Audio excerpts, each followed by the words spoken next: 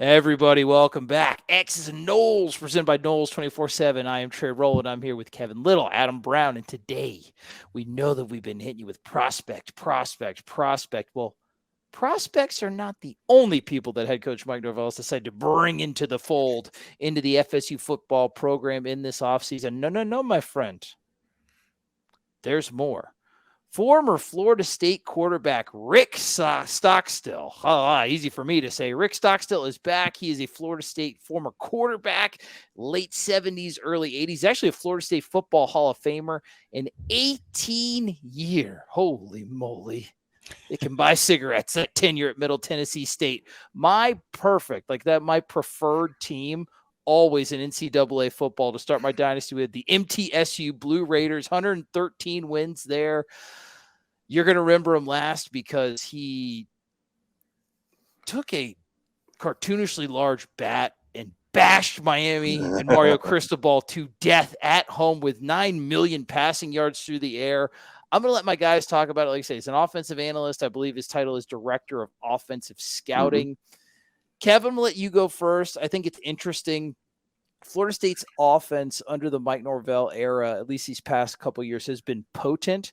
But I think that we have been calling for somebody outside of like the Mike Norvell tree, particularly in the passing game. You got a lot of guys on that offensive staff that are really talented in run game scheming, run game blocking, and then, of course, people that are familiar with Mike and his vertical passing attack. It'll be interesting with some of the different pieces they have on offense to inject a little bit of variety. Do we think that a guy with Mr. Stockstill's background is going to be able to do that? And are you excited for this hire, maybe more so than you would for a normal offensive analyst? Like this is a former 2-decade-long head football coach. This is a very different type of hire for this position.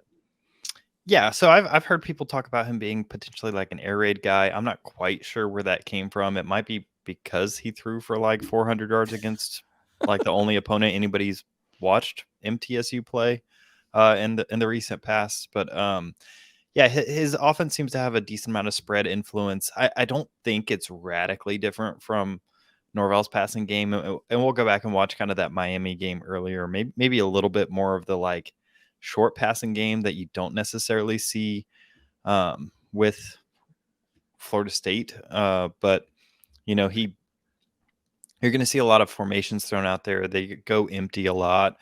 I mean, it's pretty matchup focused, and you know that's what Bobby did back in the day. That's what Norvell's doing today.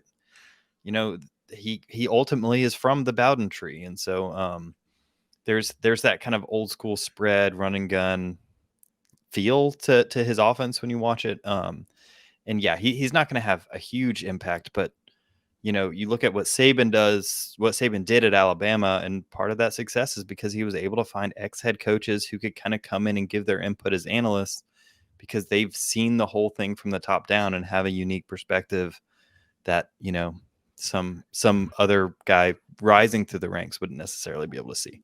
It's true. It'd be kind of funny to see if Mike Norvell starts his own like Nick Saban, Derek Zoolander home for coaches who don't coach very good and then coach good later type of home. I think that'd be pretty great. And that victory at Miami, 45, nearly a 50 piece on your head there, Mario. 45-31. That was actually the Blue Raiders' first ranked opponent win in school history, and they did it by 14 at Doak South. Adam, you know, you're a former coach. Like, what is the value of having a guy who's done it and knows the rigors? Obviously not at the level of a Florida State from like all the management and concerns and things like that. But what's it like to have a seasoned voice like a Rick Stockstill in the room? How valuable is it in your opinion? Well, I think from a couple of different ways you can look at this. Like the first thing that popped in my head when it was, and I knew about this about a month ago, roughly. The first thing that popped in my head was it's great because you're going to bring in a passing game guy in. And right now, Mike's surrounded by Alex Atkins, which is a big run game focused guy. Chris Thompson, which is a big run game focused guy. Tony, who's a passing game guy, but he's off the Mike tree, so he's a similar voice. You've got Ron Dugans, who, you know, I don't know what Ron's specialty is. I haven't heard him talk a lot of scheme stuff, so I don't know where his area of expertise is, but I would assume it's some passing game stuff as he's played in the NFL, played wide receiver at a high level, and been around the game for a long time. But Yeah, it's nice to kind of balance that and bring in a guy who's a passing game guy. He's a vertical passing game guy. I was reading an article about him. They played Alabama, and Alabama kind of described his offense as air raid. We're going to take a look at it and see how much air raid is in it, and we'll go from there. But I think it's also really important because you're going to bring a reliable, trusted voice in. I believe it was John Garrett was in there last year. yeah, I think you're right. Yeah.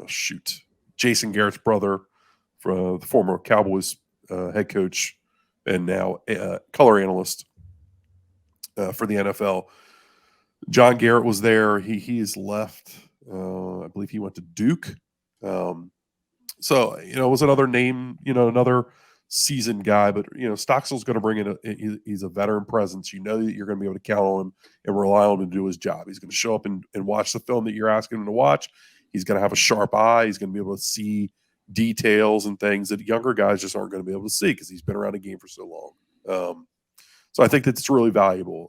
Mike's going to be able to trust his opinions on things and his input. He's going to be able to watch prospects and say, hey, yeah, this guy looks good. This guy, I don't know, maybe he's not quite worth the offer. There's just a lot of value because you're going to be able to trust what's going on there. He's got a ton, years and years of success, track record, proven production from his offense and from his skill guys that you can lean on and say, okay, this is a trustworthy voice. Good sounding board. I'm with you on that one. Go ahead, Kev. So I think I'm narrowing in on how he's gotten this reputation as an air raid guy. Okay. So last year, if we isolate that season, they were 118th in rush percentage. So he's air raid in the sense that he throws the ball a lot, right? Out of 131 teams as of last season, he's 118th. So he only ran the ball 42% of the time, which is pretty darn low. And so that's where the reputation comes from. But if I look at his other stats in terms of like where do they throw the football, 120th between 1 to 10 air yards, which is generally where so they were air raid throwing teams bombs live. all the time. It's like an NFL blitz offense. It is go, go, go. So what it seems like they do, they're the second highest rate of screen passes in the country. So it seems So it seems like they're a kind of team that tries to run the ball through their screen game, try to get the ball on the outside, and then take shots over the top, just kind of substituting a lot of their run game for the screen game. So that's not a true air raid team. An air raid team, what you're going to be seeing is more of the like hitches, crossing routes being targeted, a lot of the short to intermediate things that you would see in like a West Coast style offense. But that's not what you're seeing with Stockstill's team. It's a very unique kind of take Mike Norvell's passing game and turn it to 11 in terms of how often you're throwing screens and the deep ball. Interesting. I'm going to see how this is going to pair with a lot of the new additions that Florida State has, particularly quarterback DJ Uiagalelei. I want to see if there's a lot of these passes that they're completing against Miami that we could see our big Polynesian friend completing in the garnet and gold. I think it'd be fun. That is a fun split, dude. A bunch of screens and just vert stuff. It's actually kind of cool. I like that. That'll be fun. That'll be fun with these guys. All right, Kev, throw that film on because I wouldn't mind reliving this game again. I remember passively watching this one on like ESPN Deportes or whatever. Oh, look, 7 people in the stadium. This is a Miami home game. I am loving all these vibes. Yeah, I do remember having to switch the channel and watch this one for the Schadenfreude.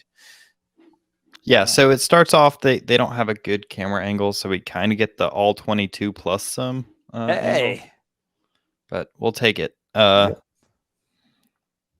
changes pretty quick. So basically doubles formation, nothing crazy going on.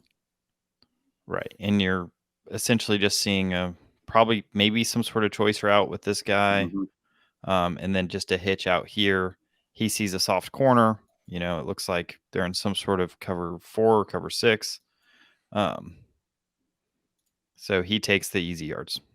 How many hitches did Florida State throw last year? Not many. I was going to say I didn't think so. But to be fair, I don't think that this is something that's high on their priority list either.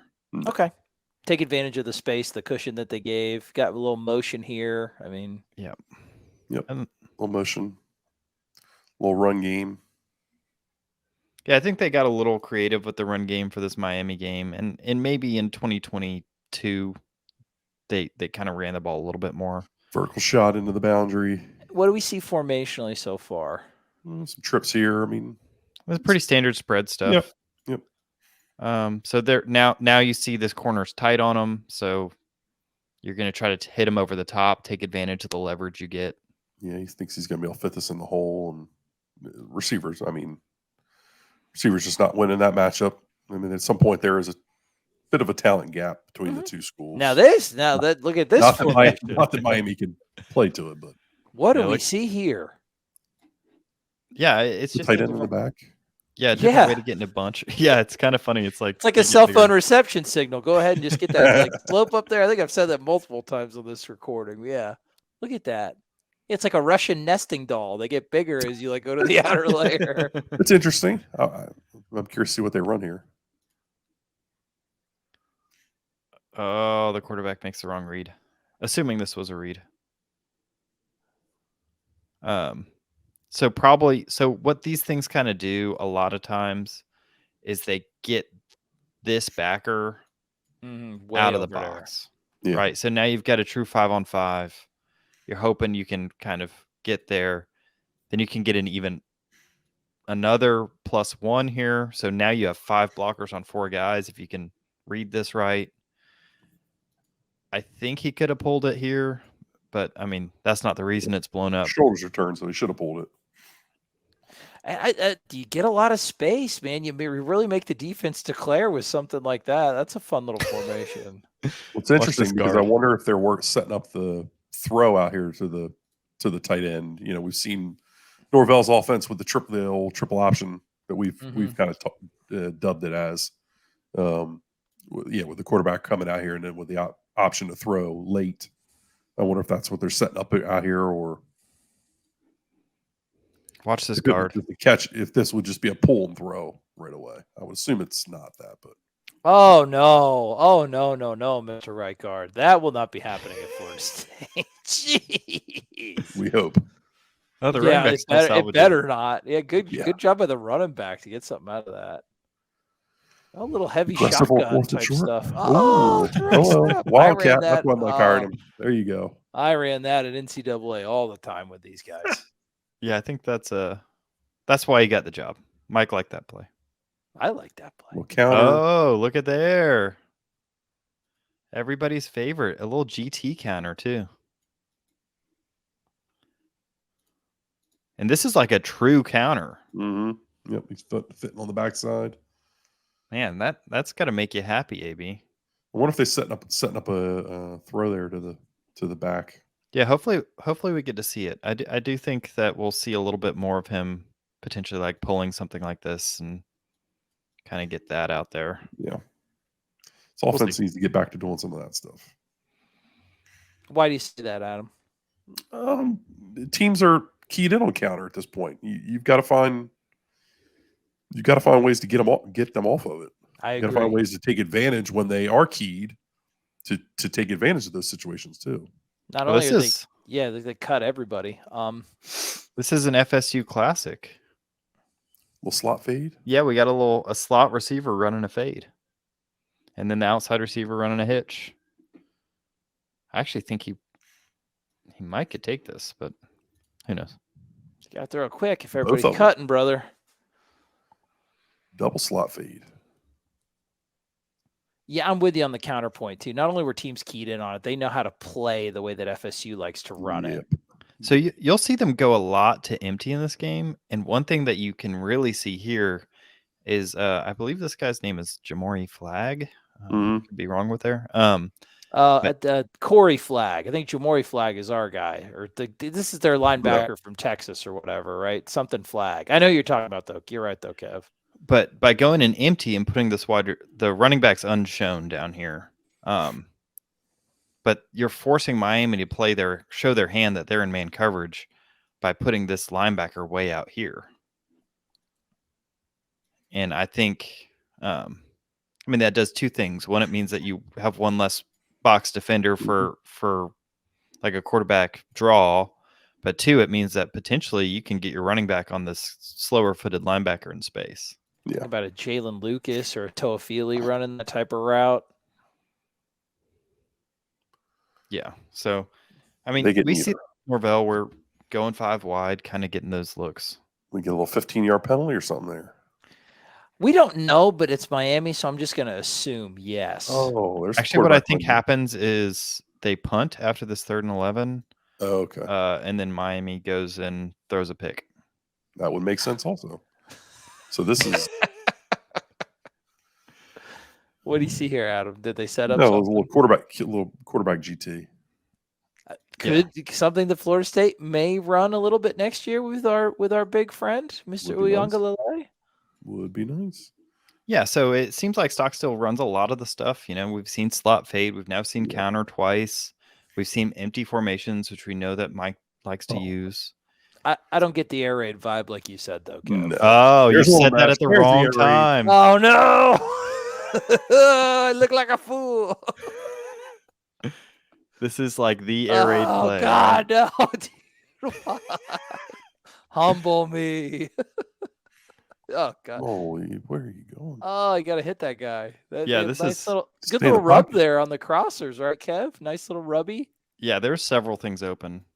It might be messed up because they were playing man free this whole game, and they finally drop into more of a zone look as soon as you go mesh, which is is a man beater by definition. But this guy still comes open. You still had this, and that guy. Yeah. Okay, well, I guess we'll see how many times we'll do that. Oh, toss read. Yeah, not going. Oh, they got 10 points. There's a lot of similarities between this offense and the Mike offense. Much less tight end usage. I think is a big thing. Much less tight end usage. You're right. Yeah, it looks like Stockstill likes to have that space, help him kind of declare what the defense is doing. Yeah, not as many heavy. A lot of two-back stuff, motion. He's trying to get the back here quick, and they jump it. Yeah, I'd call this sail from my background. I don't know what other people might call it. You could call it flood because this guy's also flooding the zones. That side of the ball. Either way. Quarterback doesn't help much. What? The quarterback doesn't help much. No. The ball's got to be out like now, and he's still patting the thing. Yep. And he doesn't have the arm to make up for that. No, he doesn't. You see the vertical route break. Oh, does it? Yeah. Does he post off or does he stay vertical? Post. Yeah. Yeah, that's there. You see this guy come down. Ideally, you got DJ Uiagalelei. Oh, yeah, dude. He stops, sees the safety bite, and that's a touchdown. Do we like the route concepts? Yeah. This is pretty standard. This is something I will say this. It feels like Norvell ran this stuff a lot more at Memphis than he has at Florida State. Yeah. What would be the reason for that? Just maybe based on the strengths of the quarterback that he had, like the person, like why do you think he got away from that? Or was it just him getting more into something else that he might be more enamored with over the past couple of years? You can't argue with 23 wins over 2 years, right? Yeah, no. I would say you're going to coach to the strength of your personnel. So 2 years ago, I wouldn't say that wide receiver was a strength yet, though they played well. And Johnny came along a long way. And then last year, Johnny isn't exactly a guy you're going to run a sail route with, and Keon isn't either. So gotcha. I wouldn't say you were going to run a lot of that stuff with those guys either. But I also wouldn't say that Jordan's the kind of guy you want making a bunch of full field reads either. So, well, I don't think this guy's skill set is terribly dissimilar from Jordan. No. He's just a little bit less athletic. But Jordan threw a couple throws like this against Notre Dame his first season, and Yep. they got picked. Like this is not a trivial throw. He is on the run, 10, 23, 25 yards downfield, He's just late with it. and it's late. But I mean, look at this guy. Like JT also wasn't going to put a foot in the ground and make this throw. That just wasn't his game, Yeah. Yep. He was going to probably take off there or extend it a little bit. Right. And try to get someone open. Yeah. Strategically. It's just, inside zone or duo. 36, not a bad little running back. No, he's a little bowling ball. But yeah, you're seeing a lot more spread formations than what Norvell runs. Like, it's a true spread. Norvell runs more of like a big spread. I don't know. Like it's a weird. pro spread. Yeah, that's a good. He's a 12 personnel guy. I mean, that's what his base is, I would say. This is a lot of 11 personnel with like a receiving tight end. Yeah. Mike's a spread 12. There you go. Oh my God! Spread it wide open right there for 1,200 yards. Oh my Curious if that's the God! back down. Yeah, it's the back down there too. So they get the back on the corner, and then they get this dude on the. I don't know if it's the safety or what it is. Yeah, I think it's Kinchins. Yeah, it's on some burnt ass toast, is what it's Kitchens on. is Oh my word! He just ran by him. What'd you say, AB? Kinchins is 5. That looks like 23. 23, yeah. I don't know who the hell that was 2 years ago, but what the heck is Miami DJ doing? Ivy This is okay. Well. Miami's in cover 3, and number 2 has no idea what he's doing. That's Tyreek Stevenson, who's playing in the NFL now, which is crazy. Yeah. But this, I mean, this is a cover 3 beater. To be fair, this defense coordinator is not here anymore for Miami, so it's irrelevant. Well, he's now retired. I mean, Middle Tennessee knew that they were getting a lot of one high stuff, either cover 3 or man free. Either way, you're going to take your shot with your fastest receiver downfield on either a safety, or you're going to hit that zone gap, which naturally opens up down the seam against cover 3. And this is something that the passing game lacked this year for Florida State. Yeah, not a ton of down the field ways to manufacture. It lacked guys that could run by people. Yeah, I think we can tell based off how they attacked the portal. They felt the same. Perfect. Oh man, Middle Tennessee whooping, a little beating there. We talked about a little screen game there. Screen game, yep. Yeah. Was there anything there? Miami's just so much faster than they are that they can kind of erase these things. They've got it blocked up decently. It's going to get a yard or two. I mean, I'm not saying it's going to be a home run, but Middle Tennessee is up 17-3 right now on number 25 Miami. Empty again. Alert, they win. They went empty a lot. In the shadow of their own end zone. There you go. That's got to be a choice. Oh no, it's a touchdown. No, it doesn't quite get there. All right, let's watch that again. What were you saying, AB? I was going to say that's got to be a choice route, right? I mean, he's got the stop with a slant behind it. Yeah, that seems really odd because they do almost overlap. I mean, they're high-low in that backer, it seems. Yeah, maybe some form of like, I don't know. Looks shallow like concept, spacing maybe weird because they're back in the end zone. Yeah, those two guys are too close, but man, it just melted Miami's brain. He's running back all the way home to Murfreesboro. Yeah, it's possible that this is some sort of option. He knows that like this guy's on him, so he's going to get a little bit of space before turning around. Yeah, I think they're attacking that matchup there. I would say they're pretty confident with what they've seen so far. What they're going to get against 83. Well, you got 24. You got 24 out, so it's a running back is out wide. Yeah. So they're attacking this zone here. I'm guessing Miami's showing them a little bit of zone against their empty what's stuff. Interesting is Miami's been doing single high stuff, and you hit that shot on them, and they now go too high as kind of like we're not going to let you throw on us at all. Right. But they kind of catch them. This looks a lot like, what Saban would call stubby, where essentially they're locked on here and you got a 3/2 here, depending on how these routes declare. but they know if he releases vertically, he's got him, and that gives him space to get away from this guy. Mm-hmm. Yep. And So they're it's a nice- working, but they also offensively they know they're working wide receiver against a pretty crappy nickel and a backer who can't play in space. I know we said it's not an air raid offense, but they make you defend a lot of field. Like they make you defend a lot of space. Yeah, lots of empty sets, lots of 10, 11 personnel, which, you know, isn't something you see a lot of out of Mike Norvell's offense. The concepts are very similar, but the formations are very different. Hey, And I tell you what, we liked it. That was something we called for all year because especially in the running game, things start to get a little muddy when the box was compressed and running into those heavy sets. Space, especially horizontal space, I think the offense looked really like he gave them some clean reads, that offensive line. I thought they looked really good last year. So I like seeing these type of part of the formations scenes here. Yeah, this is really nice. So you get the motion that just empties out the box. Then you're going to run quarterback counter. It's just really well blocked. Don't watch Daryl Jackson in there because a lot riding on him. Yeah, he's right here. I mean, well called though. He's breaking through.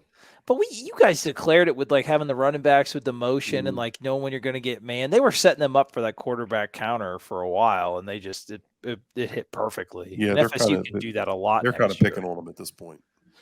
They really are. They're really kind of bullying the crap out of Miami. Well, they're just using a lot of eye candy, spreading them out, getting good looks. I mean, we've seen this formation stuff. We've seen this formation a lot at FSU, double right? Stacks. Yep. Yeah, double stacks. Again, it's interesting. The bigger guy seems to be behind. I don't know who he is, so it might have been a really good player. Made a catch there for a yard. God, they're up by 21 freaking points, dog. Yeah, they're doing all right. Oh, here you go. Oh, look at this. Power. Look at him burrow for 9 yards. You call this power? I mean, well, it's like an ISO almost. Yeah, sure. I just call it power because the guard's pulling. Easy for people to recognize. Yeah. Powerful. I mean, look at this. They have gone empty and thrown so much that Miami's terrified. I mean, look at this. That was pathetic. There's a 4-man box. Yeah, I mean, that you're asking for this. But also, I mean, Middle Tennessee set this up. You know, you hit a couple shot plays, and that's what happens. That's the magic of these vertical offenses. Oh, they try to get something funky there. Yeah, that's a good play by the. Yeah, try the backside tunnel.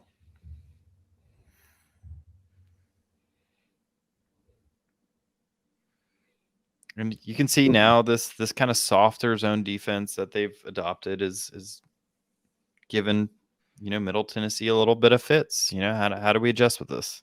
Got the old triple stack up top. Shout out Wendy's. Yeah, so far they've only run out of the triple stack. I was going to say they're not doing a lot with it at this point. Yeah, but as long as you get this guy out here, I mean, you're still doing all right. They got try to pop a roll on 3rd and 12, playing safe. They're up 14. Yeah. A little quick game again. Number 2 looks athletic. Yeah. He looks like he could be a player. Yeah, it doesn't even. I mean, it could just RPO. 84 misses his block. You know, that's stuff that FSU tried to do occasionally. More vertical game. Oh, dude. Oh, show some mercy for the 8 people in the stands. Oh, my God. It's the back down. No, it's not the back this time. Oh, think about the guy sweating his ass in that stork costume. Having to watch this. This is great. So what's going on here? Is that James Williams? Whoever 19 is. Oh, okay. I don't know who that is. Okay, so it's almost like a crosser or a dagger concept. This is the stuff we saw Florida State get cooked with. Well, it's essentially Mills. 3 years ago. Mm-hmm. Right, so they see Miami's in this too high shell, right? That's been pointed out. Miami's in a too high shell. How do you beat 2 high shells? You run Mills. Mills What? is There we go. a dig on the inside that Mhm. draws up the safety. That means that you can get a one-on-one on a post to the middle of the field without any middle help. And this guy's playing outside leverage because he's expecting middle help. You get the safety to drive down on that dig. You hit this guy over the top with bad leverage. Yeah. Textbook. Stocky loves the second and medium, second and short bombs, man. But I mean, I'll say I have to give credit for Middle Tennessee. They've seen how Miami's adjusted. Mhm. Miami hasn't done a good job of mixing up their coverage looks. They've either been 1 high. When they get burned 1 high, they go to 2 high. When that works for a drive, they stay in 2 high and they get burned again. Like it shows a fundamental there's knowledge of the passing game Yeah. of like where we've seen some things where Florida State will come out hot and then maybe get stuck in a bog for a little bit. This guy just gives you more options to bounce ideas off of when the defense does hit you with a good counter move. Right. And the counter move is to light Miami on fire Son of a until they're a pile of nutcracker. ashes. Jesus God. oh, this is good. Is that So- 98 yards? Yeah, bro. I think it's like 98 and a half. My God. Okay, What so are we doing up there? This is so Okay. pathetic, dude. I wish I would have watched more of this live. This is so pathetic. Oh. All right. so Hey, so to where the battle's end. All to right. continue the story, Miami started in 1 high stuff, gets burned down the seam, goes to 2 high stuff, gets burned with Mills, goes back to 1 high stuff, and you've got man on the outside. And they're just like, I guess we're not going to let you run the ball now, which was never a concern. I guess you now have 2 tight ends here, and they just like had an aneurysm or something. But now he's going to just. I This mean, is called wishing on a prayer. Oh, wishing on a prayer here. they have had no Miami had idea no what idea they're what they're doing. doing. I mean, and this is not some like incredible offensive play call here. It is. You Hey, run kid, go run because deep. you've You got can run man by coverage. that. You can run by Buddy, that guy. They've quit. I'll be honest, it feels pretty incredible to watch. It's just funny watching Miami just like knee-jerk react to the last thing that got burnt just to get burnt by something else. Oh, Like they're yeah. changing things. Empty again. Yeah, and he just takes off. Quarterback's just cooking them. Oh, dude, this kid's like Full straight. shot. Quarterback's feeling it, dog. Yeah, to be fair, we're in the highlights portion, so I took every play from the first half. This is now like just some big plays in the second half, so we're just seeing the best of the best. But I think that you've edited it like Scorsese. This is masterful. yeah, again, you got 1 high Throwing some stick safety, here. you got man coverage, and they trusted their speed. And they're just throwing a stick concept. Yeah, it's stick, right? Yep. So there's an air raid, another air Yeah, I raid would concept. say I get the air raid commentary. Do There's ya? some air raid to this, and this is more. There's a lot more to this passing game than what we've seen from Mike's passing game so far in his tenure. Yeah, at Florida I'd State. say at least last year for sure. Yeah. And I just mean that conceptually. Not that Mike's passing game's been generic or anything like that, but No, highly productive, Yeah. highly like high on the EPA type stuff. But this is when you're at Middle Tennessee State, you do have to be a little bit creative because your ingredients Yeah. aren't as good as you'd find it's at a passing Florida game State. focused. There's a difference there. Mike wants to be 50-50. He wants to run the football. Yeah, if I I don't think list Rick out, Stockstill has a lot of interest in running the football. if I list out the things that look like air raid, it's heavy use of 10 personnel, very very few times you have tight end in the box, Yeah. throwing the ball a heavy proportion of the time. You saw stick, you saw mesh, you saw flood, you saw Mills. Mills, another air raid concept. And then slot fade is also kind of air raid adjacent. I mean, that's kind of what Smash has turned into. Well, I was So going to say it's a smash conversion. So these are all air raid things, like things that started in air raid. So yeah, I mean, watching through it again, there's some air raid stuff there, and it's not a like Leech air raid necessarily who's going to throw mesh 50 times, but like yeah, there's some influence there, and having those concepts, having someone who's run mills for 18 years that can break a cover 4 for you, and kind of relay that information is nice to have. And I mean, it was air raid with counter, and I think that's exactly the kind of person that would be a good person to have some ideas to bounce off of. Because it's not so much culture shock as like the true like Kingsbury, Leech, like Yeah, air raid right, stuff, yeah. to where I think it'll actually mesh really nice. And imagine just how gun shy that they had in Miami. Imagine like with the threat of a more productive running game with that, because that's what you're Mhm. going to have at Florida State. You will have a productive running game, and God, and you're going to have just a wrecking ball at quarterback. There's a lot of stuff that he does, and I think you'll be able to see if we start seeing some of those different concepts from a route perspective finding their way into Florida State. It's a nice marriage. Like I said, we don't want to oversell it. He's an offensive analyst, a very, very experienced offensive analyst. But this type of stuff, man, I think it goes hand in hand with what Mike wants to do. And he wants to score points. He wants to cash checks. He wants to break necks. He wants to make bank, bro. And Stock also loves to make bank. I think you're also Wow. getting into a time where you're going to have more traditional quarterback type play Yes. Good point. under center.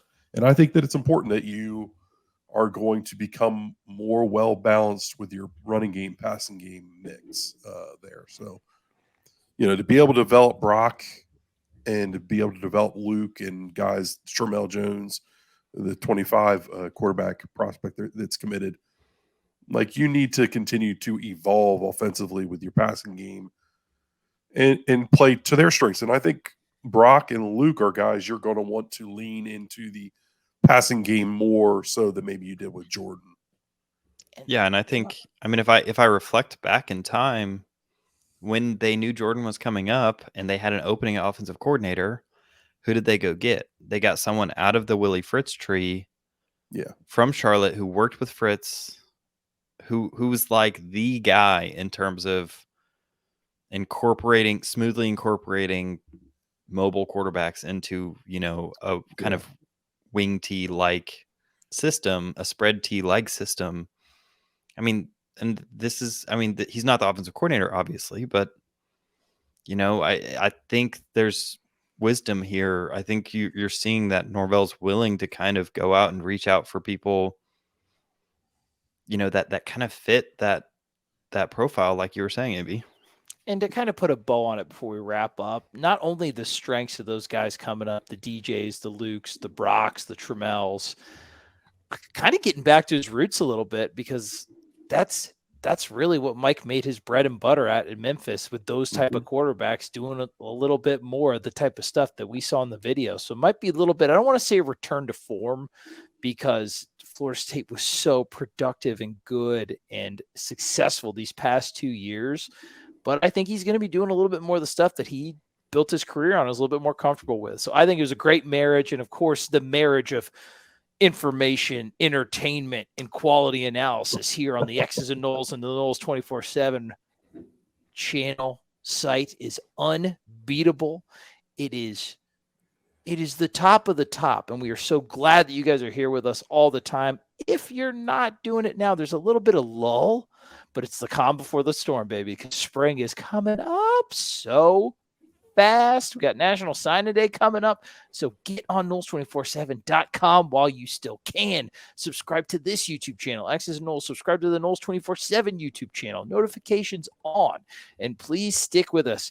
And if you guys, honestly, it's the off season now, any video ideas, we will shamelessly steal them and possibly give you credit if the idea is good, and you will be shamelessly mentioned if the idea is bad. But drop them in the comments because we'd like to hear what you're talking about.